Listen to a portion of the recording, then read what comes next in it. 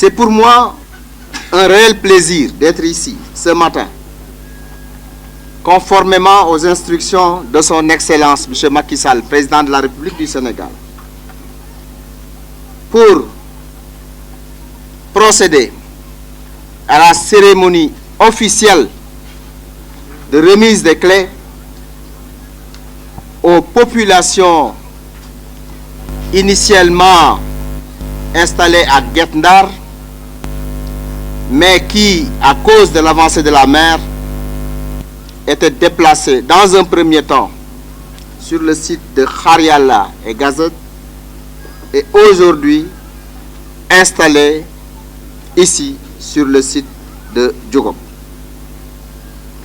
Également procéder au nom du président Macky Sall, président de la République du Sénégal, à la remise de kits domestiques pour faciliter votre réinstallation. Au demeurant, cette cérémonie consacre un jalon important dans les efforts consentis par l'État pour soulager de leurs souffrances les populations dont les maisons ont été ravagées suite aux graves ondes de tempête survenues respectivement en 2017 et 2018. En effet, il convient de rappeler que ces intempéries qui sont de plus en plus récurrentes, car exacerbées par les changements climatiques, avaient en son temps conduit dans l'urgence les autorités administratives et locales à les installer, comme nous l'avons dit, à Khariala et au camp Gazette, nonobstant celles qui logeaient dans des familles d'accueil. Monsieur le ministre, monsieur le maire de la commune de Saint-Louis, ce projet est un projet du gouvernement du Sénégal. Mais votre implication personnelle, Mansour, a été une implication décisive. Tu l'as rappelé tout à l'heure, les péripéties depuis la Banque mondiale à Washington jusqu'à cette fameuse réunion où tu es intervenu en interpellant directement le président Macron. Eh bien, cela a été décisif pour la mise en place et la mise en œuvre de cet important projet. Très peinés par leur souffrance et la situation de précarité à l'époque, Son Excellence M. Macky Sall, président de la République du Sénégal, a donc pris toutes les mesures nécessaires pour soulager ces populations de la langue de barbarie.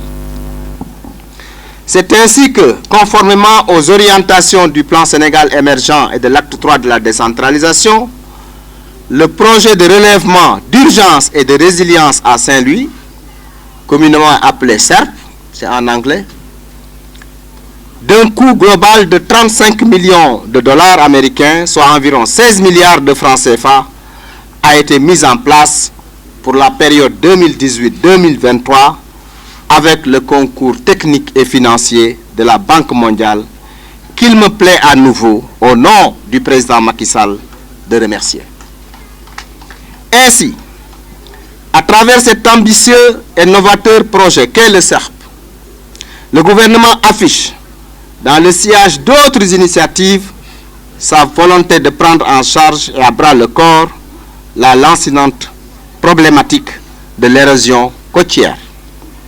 L'objectif n'est plus simplement de reloger des populations sinistrées, mais plutôt de trouver, à travers une approche inclusive, une solution durable pour renforcer la résilience de toute l'agglomération saint-louisienne. 12 décembre 2017, à Paris, lors du One Summit Planet, où j'ai eu l'occasion énorme devant le monde entier à interpeller directement le président Macron. Et le 5 février 2018, Monsieur le Président Macky Sall accueillait ici à Saint-Louis le président Macron accompagné du président Jim Kim de la Banque mondiale. Et c'était le début de ces réalisations. 15 millions d'euros d'engagement par l'AFD pour réaliser le mur de protection et 30 millions de dollars pour démarrer ce projet.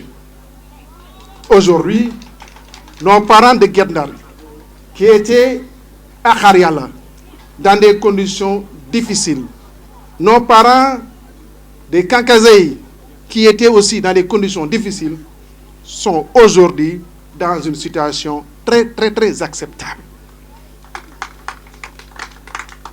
Très acceptable. Et je pense quand même que Monsieur le Président de la République, qui s'était engagé à trouver des solutions, parce que les régions côtières n'est pas un phénomène nouveau, mais c'est maintenant qu'au moins des solutions structurelles sont trouvées. Et ça, c'est grâce à l'engagement de Monsieur le Président de la République et grâce à sa détermination.